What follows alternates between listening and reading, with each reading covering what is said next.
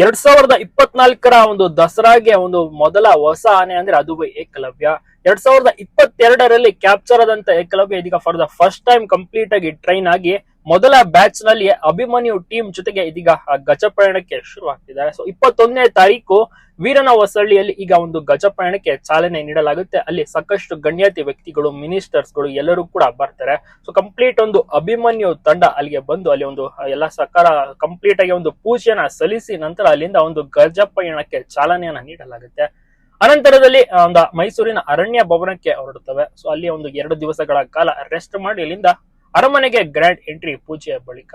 So ಇದಾಗಿರುತ್ತೆ ಒಂದು plan ಮತ್ತೆ ಪ್ರಿಪರೇಷನ್ಸ್. ಸೊ ಸದ್ಯಕ್ಕೆ ಈಗ ಏಕಲವ್ಯ ಮೊದಲ ಬ್ಯಾಚ್ ನಲ್ಲೇ ಬರುತ್ತಿದ್ದು ಬಹಳಷ್ಟು ಜನರಿಗೆ ಖುಷಿ ಇದೆ ಮತ್ತೆ ನಿರೀಕ್ಷೆಯೂ ಸಹ ಇದೆ.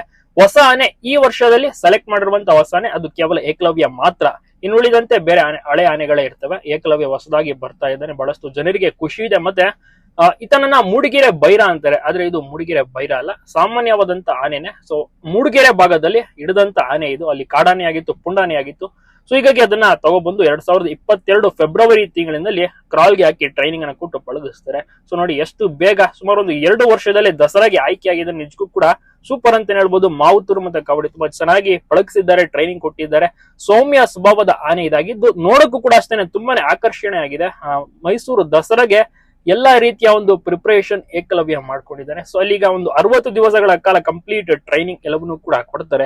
ಇನ್ನ ಟ್ರಾಫಿಕ್ ಆಗಿರ್ಬೋದು ಎಲ್ಲವನ್ನೂ ಕೂಡ ಏಕಲವ್ಯ ನೋಡಿರೋದಿಲ್ಲ. ಸೊ ಅದರ ಒಂದು ಟ್ರೈನಿಂಗ್ ಕೂಡ ಕೊಡಬೇಕು, ಮತ್ತೆ ತಾಲೀಮ್ ಎಲ್ಲವನ್ನೂ ಕೂಡ ಅದ್ರಲ್ಲಿ ಯಾವ ರೀತಿ ಭಾಗಿಯಾಗ್ತಾರೆ ಇದನ್ನ ನೋಡಕ್ಕೆ ಜನರಿಗೆ ತುಂಬಾನೇ ನಿರೀಕ್ಷೆ ಇದೆ. ಕಾದು ನೋಡೋಣ ಏಕಲವ್ಯ ಯಾವ ರೀತಿ ಪರ್ಫಾರ್ಮೆನ್ಸ್. ಏಕಲವ್ಯನ ಮೇಲೆ ಬಹಳಷ್ಟು ನಿರೀಕ್ಷೆ ಇದೆ. ಸೊ ಹಾಗಾಗಿ ಆ ಒಂದು ನಿರೀಕ್ಷೆ ನಿಜಕ್ಕೂ ಕೂಡ 100% ಸಕ್ಸಸ್ ಆಗ್ಬೇಕು ಎಂಬುದೇ ಅಭಿಮಾನಿಗಳ ಆಸೆ.